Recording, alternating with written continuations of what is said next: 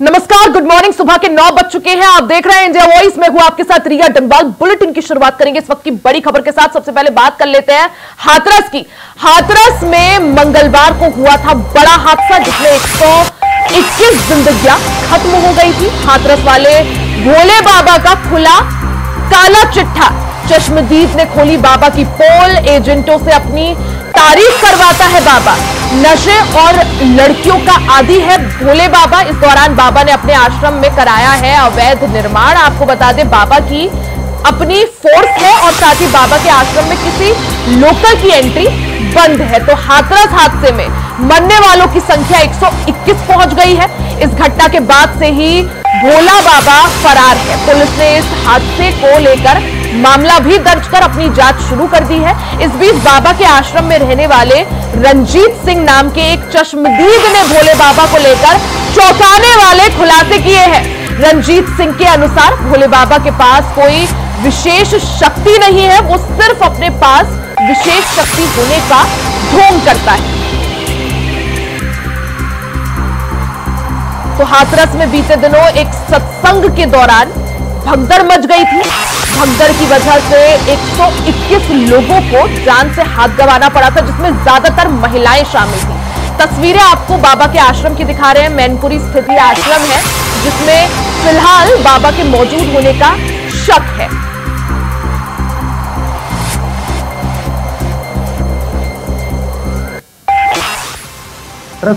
सत्संग में भाग दौड़ के बाद 1 सैकड़ा से अधिक लोगों की जहां जान चली गई है, तो वहीं मैनपुरी में जो साकार विश्वहरि आश्रम है, हम उसके पास मौजूद है। देर रात बाबा यहाँ आए थे, इसकी पुष्टि भी उनके सेवादार द्वारा कर दी गई है। मगर सवाल उठता है, इन जो 1 सैकड़ा से अधिक जो मौतें हुई, इनका आखिर जिम्मेदार कौन है? शायद हाथरस जो स्थल है, कार्यक्रम स्थल है, वहां शायद प्रशासन की कोई इंस्पेक्शन नहीं किया गया। अधिकारियों ने शायद इस पर विशेष ध्यान नहीं दिया गया। उसके बावजूद भी लापरवाही कहीं ना कहीं दिखती है। मगर जो साकार विश्वहरि है, उनको भोले बाबा के नाम से लोग जानते हैं। उनकी बात की जाए तो उन पर भी उससे पहले कई मुकदमे दर्ज किए हैं। 1995 से लेकर 98 के बीच कई मामले दर्ज किए हैं। इसमें एक आगरा, इटावा और सहित कई जनपदों में उन पर मामले दर्ज किए हैं। बाबा का जो साम्राज्य है, वहां हर जगह यूपी, हरियाणा, राजस्थान, ऐसा कोई स्टेट नहीं है जहां एक बाबा का स्थान न बना हो, आश्रम न स्थापित किया हो। साकार विश्वहरि के जो श्रद्धालु हैं, उनकी संख्या की बात की जाए, सत्संग में लाखों की संख्या में भीड़ उमड़ती है।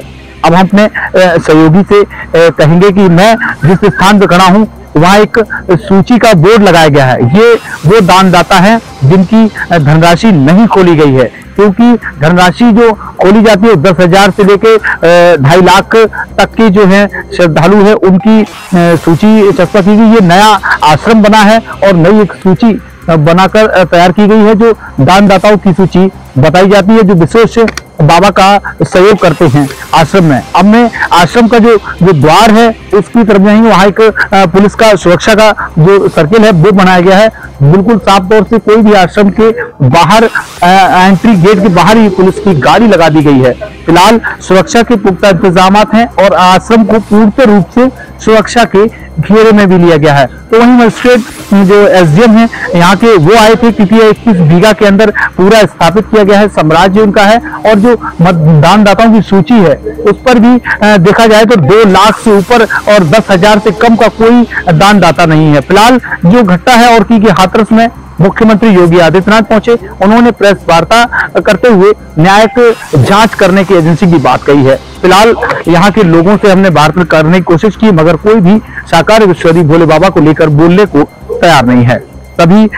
सभी आंकड़े यह बताते हैं कि कहीं ना कहीं प्रशासन की भी इस घटना में लापरवाही देखने को मिली है। मगर जो लोग हैं और उनके जिनके परिवार से गए हैं, शायद उनका दुख किसी से बताया नहीं जा सकता। फिलहाल जो विपक्षी हैं, चाहे कोई दल हो, सभी ने दुख प्रकट किया है और मृतकों की आत्मा को शांति के लिए प्रार्थना कर रहे हैं। मैनपुरी से इंडिया वॉइस के लिए। तो हाथरस हादसे में मरने वालों की संख्या 121 पहुंच गई है। सत्संग हाथरस में होता है, सत्संग में भगदड़ मच जाती है और उसके बाद जो बाबा सत्संग में प्रवचन दे रहे थे वो फरार हो जाते हैं। आखिर क्या है बाबा की सच्चाई, ये जानने के लिए सीधा रुख कर लेते हैं हमारे संवाददाता का, जो मैनपुरी के उसी बाबा के आश्रम में मौजूद है। मुकेश का रुख कर लेते हैं। मुकेश, क्योंकि आप मौके पर मौजूद हैं, बाबा की आखिर क्या सच्चाई है? रिया जी, मैं आपको बता दूं कि लगभग 36 घंटे बीत चुके हैं बाबा की जो सीडीआर की रिपोर्ट आने के बाद। यहाँ देर रात एसओजी टीम ने और सीओ सिटी अशोक कुमार चौहान ने रात में इंस्पेक्शन किया था। भारी पुलिस फोर्स के साथ आश्रम से देखा गया है कि मगर वहां शायद तलाशी के दौरान पुलिस को शायद कुछ हाथ नहीं लगा रहे थे, क्योंकि श्रद्धालु जो है, आज भी एक महिला ऐसी आई है जो कल भी इंडिया वॉच ने ऐसी महिला का एक दृश्य चलाया था, आज भी सुबह आई है। वो आश्रम के बाहर पूजा अर्चना करने के लिए पहुंची थी, मगर आज पुलिस का जो है जो सुरक्षा व्यवस्था वो थोड़ी सी कम कर दी गई है। इससे साफ जाहिर होता है कि बाबा शायद आश्रम के अंदर नहीं है। मगर आज आश्रम के अंदर जो लगा है इतना बड़ा जनरेटर जो है उसको बार बार अगर चला जा रहा है तो कहीं ना कहीं शक भी हो रहा है क्योंकि वीआईपी होगा। नहीं, लेकिन जनता क्या माने मुकेश, आखिर बाबा आश्रम के अंदर मौजूद है या फरार है, क्या वजह, और आखिर क्यों पुलिस अंदर जाकर इंस्पेक्शन, जैसा आपने भी कहा इंस्पेक्शन हो रहा है, लेकिन पुलिस ये बात सामने क्यों नहीं ला रही है, आखिर क्यों छुपाई जा रही है ये बात? आला अधिकारी इसको साफ तौर से बिल्कुल चुप्पी साधे हुए हैं, क्योंकि कोई इस पर पुष्टि नहीं कर रहा, क्योंकि अब हालात ये कि सुरक्षा आज बिल्कुल जीरो बैलेंस पे कर दी गई है। इससे हाथ साफ जाहिर होता है कि बाबा शायद अंदर आश्रम के अंदर मौजूद नहीं है। और कुछ गाड़ियों की जो तस्वीरें कल जो सामने आई थी, आज वो शायद गाड़ियां भी ग्राउंड पर मौजूद नहीं नजर आ रही हैं। इसलिए आला अधिकारी कोई भी जो चाहे एसपी हो चाहे एडिशनल एसपी हो, कोई भी बड़े अधिकारी भी इस आश्रम को लेकर कोई बयान नहीं देना चाहते हैं। और जो बाबा की बात की जाए आश्रम की, तो आश्रम के बाहर आज भी साफ सफाई की जो व्यवस्था है वो पूरी साफ, बिल्कुल ये लग रहा है बिल्कुल साफ सफाई की गई आश्रम के आसपास की। मुकेश, क्योंकि आप मौके पर मौजूद हैं, बाबा के उसी आश्रम में मौजूद है जिसमें पहले बात चल रही थी, आशंका जताई जा रही थी कि शायद बाबा वहां हो सकते हैं। एक बार दर्शकों को तस्वीरें दिखा दीजिए और किस तरह की हलचल इस वक्त वहां हो रही है वो भी दिखा दीजिए। जी, मैं आश्रम के अपने सहयोगी से कहूंगा कि यह गोल्डन गेट बना हुआ है। इस गोल्डन गेट के मुख्य कारण रिया जी मैं बताऊं, ये बाबा साकार विश्वरी के आने पर ही खुलता है और उनके जाने के बाद इसमें लॉक लग जाता है। पूरा आप देखेंगे इस गेट को बिल्कुल भव्य तरीके से महाराजा तरीके से बनाया गया है, क्योंकि यहाँ के महाराजा मानते हैं यहाँ स्थानीय लोग, क्योंकि 21 बीघा जमीन भी उनको दान में दी गई है, जो सरकारी टीचर्स हैं उन्होंने उनके द्वारा दी गई है। पूरा जो इनका वो रियासत का जो किला है वो पूरा बना के खड़ा कर दिया गया है और किसी की कीमत पर ये गोल्डन गेट नहीं खुलता है। अब बात की जाए जिन दानदाताओं की, यानी तो अभी श्रद्धालु के लिए गेट खुला हुआ नहीं है? बिल्कुल नहीं है, ये गोल्डन गेट उन्हीं के लिए खुलता है। किसी को भी अंदर जाने अभी फिलहाल नहीं दिया जा रहा है, चाहे कोई पूजा अर्चना के लिए क्यों ना आया हो। बिल्कुल भी नहीं, किसी भी कीमत पे अंदर जाने की किसी को अभी अनुमति नहीं है, क्योंकि जो सेकंड गेट है वहां से एंट्री भी कर रखी है, मगर जो प्रशासन के लोग हैं वही जा सकते हैं। श्रद्धालु और आम नागरिकों की बिल्कुल बैन कर दिया गया है। अच्छा मुकेश, जो लिस्ट हमें अभी तस्वीरों में दिख रही है, क्या ये बोर्ड है, किनके नाम लिखे हैं इस बोर्ड में? इसमें सबसे पहले बात की जाए विनोद कुमार आनंद, शिवनगर मैनपुरी, इन्होंने 2,51,000 रुपए की दान दी है। वर्षा सिंह शिवनगर, इन्होंने 2 लाख रुपए दिए हैं। शकुंतला देवी हंसनगर मैनपुरी, इन्होंने 1.5 लाख रुपए दिए हैं। रेखा देवी विवेक बिहार, इन्होंने 1 लाख रुपए दिए हैं। तो वहीं मिथिलेश भदौरिया छपट्टी, यानी ये उन लोगों के नाम लिखे हुए हैं जिन्होंने इस आश्रम के लिए चंदा दे रखा था या डोनेशन दे रखी थी। जी रिया जी, ये और बता दूं कि आश्रम कोरोना काल में लॉकडाउन के दौरान बनाया गया है, इसलिए किसी को इसकी भनक नहीं लगी। और आश्रम जब से बनाया तब से यहाँ सत्संग, अभी 25 दिन पहले ही मैं ये अपने साथी से कहूंगा, यहाँ एक जो पुलिस की गाड़ी खड़ी उसके पीछे एक सीमेंटेड मंच बना है जो महाराज का स्थानीय। कल कुछ मीडिया कर्मी स्थानीय लोग उस मंच पर पहुंच गए थे, तो वहाँ के लोग जो सेवादार हैं वो आ गए, उन्होंने बिल्कुल नाराजगी जाहिर करते हुए वहां से सबको भगा दिया।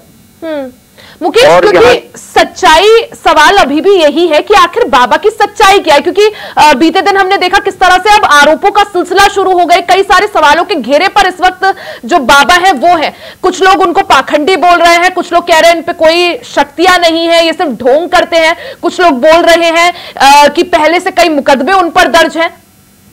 स्थानीय लोगों से जब मैंने बात करने का प्रयास किया तो एक सेवादार ने बताया जो हाथरस की मुख्य घटना है उसका मुख्य वजह क्या रही, वो रिया जी मैं आपको बताता हूँ। महाराज जी जहाँ से निकलते हैं वहाँ फूल हो या मिट्टी हो या बुरादे की रंगोली, 1 कुंटल की बुरादे की रंगोली बनाई गई थी, उसके ऊपर महाराज जी गुजर रहे थे। और जहाँ से गुजरते हैं उसकी फूल और मिट्टी और जो रंगोली का जो भी अवशेष होता है वो लोग घर ले जाते हैं। जब किसी की तबीयत या कुछ बिगड़ती है तो उसके माथे पर लगाकर उनको ठीक हो जाते हैं, ये उनकी सेवादारों का कहना है। इसीलिए उस रंगोली की जो बुरादा था उसको लेने के लिए एक सांप भी टूट पड़ी, और तो उनके जो कमांडो थे उन्होंने उसमें धक्का मुक्की शुरुआत कर दी, जिससे इतना बड़ा हादसा हो गया और 1 से 26 लोग अपनी जान गंवा चुके हैं। मुकेश, लेकिन सवाल ये भी, जिस तरह से बीते दिन मुख्यमंत्री योगी आदित्यनाथ हाथरस पहुंचे, घटनास्थल का जायजा लिया, उसके बाद प्रेस कॉन्फ्रेंस की, और ये बात मुख्यमंत्री योगी आदित्यनाथ ने भी मानी कि वहां पर जिन्होंने वो कार्यक्रम का संयोजन किया था, जो भी सेवादार थे, उनकी तरफ से लापरवाही हुई है, क्योंकि भगदड़ मची, उसके बाद वो वहां से फरार हो गए सभी सेवादार। उन्होंने ना ही प्रशासन को इसकी सूचना दी कि वहां पर इतनी बड़ी घटना हो गई। और अब क्या माने, एक तरफ जो सेवादार है वो फरार है, दूसरी तरफ बाबा फरार है। रिया जी, ये बता दूं, सेवादार की बात की है, योगी जी ने, जो मुख्यमंत्री जी ने कहा है सेवादार वहां से भाग गई, ये बात बिल्कुल ठीक है, सही साबित होती, क्योंकि इनके जो कार्यक्रम होते हैं, लगभग मैं 2010 से कवरेज कर रहा हूं, इनको देख रहा हूं, क्योंकि मीडिया कर्मियों को पंडाल में जाने की अनुमति नहीं होती है, और वीडियोस को तो बिल्कुल भी पूर्ण रूप से बैन है। फोटोज आप खींच सकते हैं और चले जाइए, क्योंकि उनके सेवादारों की जो टुकड़ी है, कम से कम 200-250 आदमी इनकी ड्यूटी में लगाया जाता है, यातायात व्यवस्था में लगाया जाता है, और पुलिसकर्मी और प्रशासन के लोग हैं वो पंडाल से लगभग आधा किलोमीटर दूर ही रोक देते हैं, क्योंकि ये खुद कहते हैं हमारे सेवादार हर चीज में सक्षम है और हम अपना कार्यक्रम सफल खुद बना लेंगे और आपको इसमें अंदर आने की अनुमति नहीं है। तो ये प्रशासन की भी बात की जाए तो प्रशासन ने हल्की सी कहीं चूक हो भी गई है, मैं मान सकता हूँ, मगर ये जो सेवादार हैं वो इनके इतने दबंग और इस टाइप के होते हैं कि आम जनमानस और अधिकारी वहां जाके बहस नहीं कर सकता इन लोगों के सामने। बिल्कुल, यानी मुकेश, बाबा को लेकर आखिर सस्पेंस कब खुलता है? बाबा की असलियत क्या है? क्या बाबा सच में फरार है या इस वक्त आश्रम के अंदर मौजूद है? इन सभी बातों पर हमारी निगाहें बनी रहेंगी। मुकेश, बहुत बहुत शुक्रिया आपका जानकारी के लिए।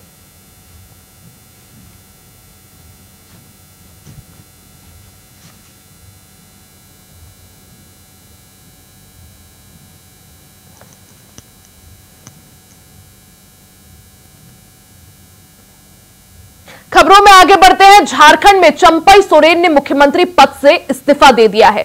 बुधवार देर शाम राजभवन पहुंचे चंपई सोरेन ने अपना इस्तीफा राज्यपाल को सौंप दिया। इसके बाद पूर्व सीएम हेमंत सोरेन ने सरकार बनाने का दावा भी पेश कर दिया। इसका मतलब है कि हेमंत सोरेन एक बार फिर झारखंड के मुख्यमंत्री बनने जा रहे हैं। जेएमएम के नेतृत्व वाले गठबंधन के विधायकों के बीच सर्वसम्मति के बाद पार्टी के कार्यकारी अध्यक्ष हेमंत सोरेन तीसरी बार झारखंड के मुख्यमंत्री के रूप में वापसी करने के लिए पूरी तरह से तैयार है।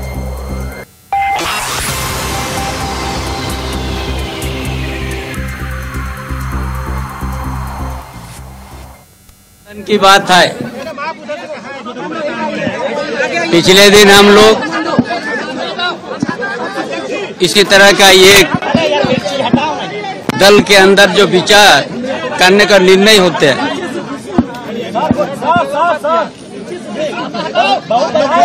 जो हम लोग नेतृत्व परिवर्तन किया था, मुझे दायित्व मिला।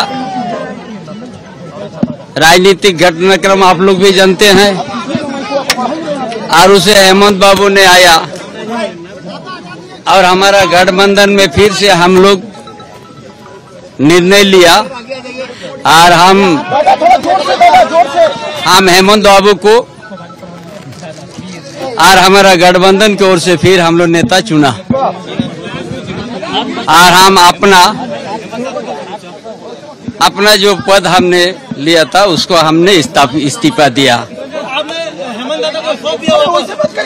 हाँ, जैसे हम लोग का गठबंधन का जो निर्णय है वो निर्णय के अनुसार हम लोग अपना काम किया। सर, आपने नई सरकार का दावा पेश किया। देखिए, माननीय मुख्यमंत्री जी ने सारी बातें कह दी है और बाकी चीजें अभी बहुत अफरा तफरी है। तो चंपई सोरेन इस्तीफा दे चुके हैं, साथ ही पूर्व सीएम हेमंत सोरेन नई सरकार बनाने का दावा भी पेश कर चुके हैं। ज्यादा जानकारी के लिए सीधा रुख कर लेते हैं हमारे संवाददाता अजय कुमार पांडे का। अजय, जिस तरह से झारखंड की बात करें, पूरी तरह से हलचल तेज है। एक तरफ चंपई सोरेन जो है इस्तीफा दे चुके हैं बीते दिन, हेमंत सोरेन जो है नई सरकार बनाने का दावा भी पेश कर चुके हैं। अगर हलचल की बात करें इस तरह, अभी किस तरह से राजनीतिक हलचल, किस दिन शपथ ग्रहण? कल से लगातार जो विधायक सत्ताधारी दल विधायकों की बैठक के बाद लगातार झारखंड में सियासी हलचल मची हुई है और कल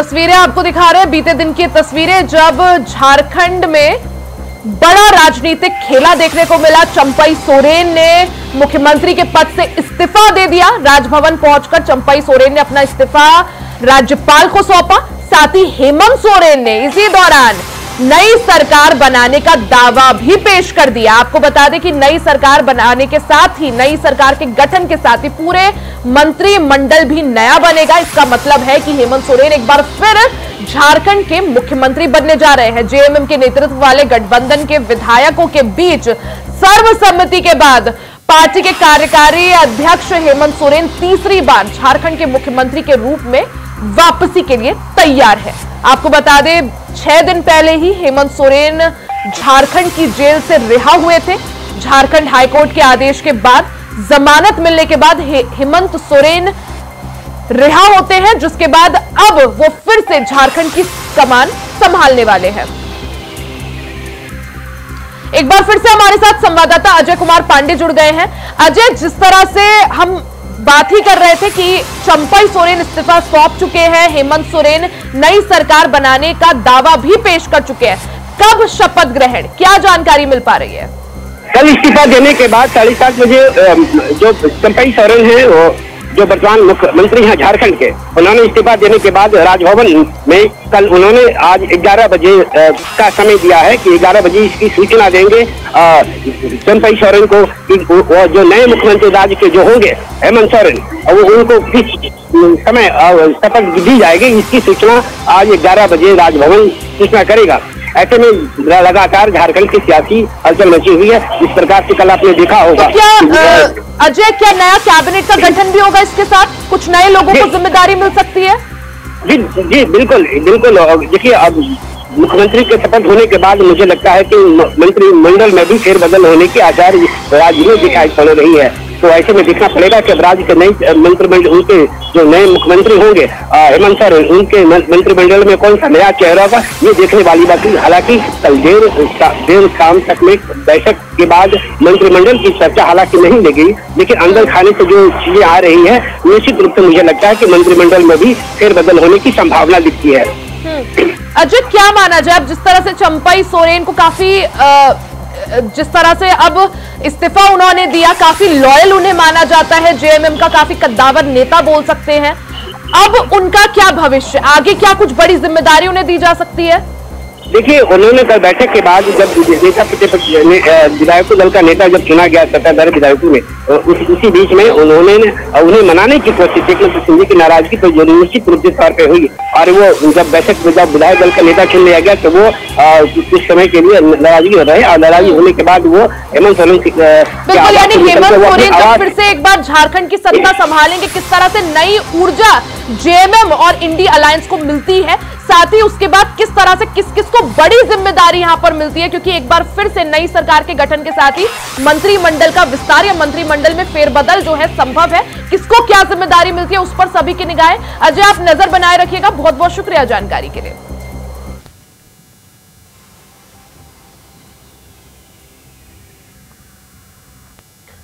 खबरों में आगे बढ़ते हैं। यूपी के हाथरस में भोले बाबा के सत्संग के बाद हुई भगदड़ में अब तक 122 लोगों की मौत हो चुकी है। 4 जिलों में यानी हाथरस, अलीगढ़, एटा और आगरा में रात भर शवों का पोस्टमार्टम हुआ।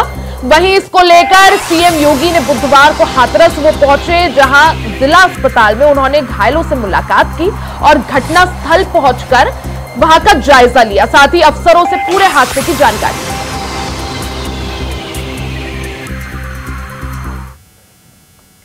इस कार्यक्रम में जो सज्जन वहां पर अपना उपदेश देने के लिए आए थे, उनका कार्यक्रम या उनकी कथा संपन्न हुई तो कथावाचक के मंच से उतरने के बाद जीटीओ में जैसी उनका काफिला आया था तो उन्हें छूने के लिए जब महिलाओं का एक दल उधर बढ़ा तो उनके पीछे पीछे भीड़ गई और इसी के बाद वे एक दूसरे के ऊपर चढ़ते गए। सेवादार भी लोगों को धक्का देते रहे, जिसके कारण दोनों ओर जीटी रोड के दोनों ओर और जीटी रोड के अंदर भी ये सब हादसा वहां पर होता हुआ दिखाई दिया। इसका सबसे दुखद पहलू यह था कि इस प्रकार के आयोजन में जो सेवादार प्रशासन को अंदर घुसने नहीं देते, दुर्घटना होने के तत्काल बाद या दुर्घटना के दौरान प्रारंभिक रूप में इन्होंने पहले वहां पर इस मामले को दबाने का प्रयास किया, लेकिन जब उन्हें प्रशासन ने हॉस्पिटल ले जाने की कार्रवाई प्रारंभ की तो इनमें ज्यादातर सेवादार वहां से भाग गए। इस पूरे घटनाक्रम के लिए हम लोगों ने एडीजी आगरा की अध्यक्षता में एक एसआईटी गठित की है, जिसने अपनी प्रारंभिक रिपोर्ट दी है और इस घटना की तह में जाने के लिए उनसे कहा गया है। बहुत सारे ऐसे पहलू हैं जिन पर जांच होनी बहुत आवश्यक है। अब तक प्रथम दृष्टिया जो थी हमारी कार्रवाई ये थी कि राहत और बचाव के कार्य को आगे बढ़ाने के बाद आयोजकों को पूछताछ के लिए बुलाना, घटना के बारे में, हादसे के कारणों के बारे में उनसे भी पूछताछ करना और फिर घटना की लापरवाही और जिम्मेदारों की जवाबदेही भी इसके लिए तय करना, जिसके लिए पहले से ही एफआईआर यहां पे दर्ज हो चुकी है। देखिए, कुछ लोगों की एक प्रवृत्ति होती है कि इस प्रकार के दुखद और दर्दनाक घटनाओं में भी वे राजनीति ढूंढते हैं और ऐसे लोगों की एक फितरत है कि चोरी भी और सीना चोरी भी। यह हर व्यक्ति जानता है कि सज्जन के फोटो किसके साथ में है, उनके राजनीतिक संबंध किनके साथ जुड़े हुए हैं। शासन स्तर पर हम लोगों ने कल भी जो व्यवस्था बनाई थी, लेकिन प्रथम दृष्टया हम लोगों का यह था कि पहले राहत और बचाव के कार्य को आगे बढ़ाया जाए।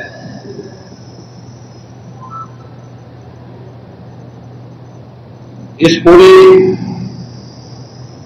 जो अभी हादसा है, इस हादसे में 121 श्रद्धालुओं की मृत्यु हुई, जो उत्तर प्रदेश के साथ साथ हरियाणा, राजस्थान और मध्य प्रदेश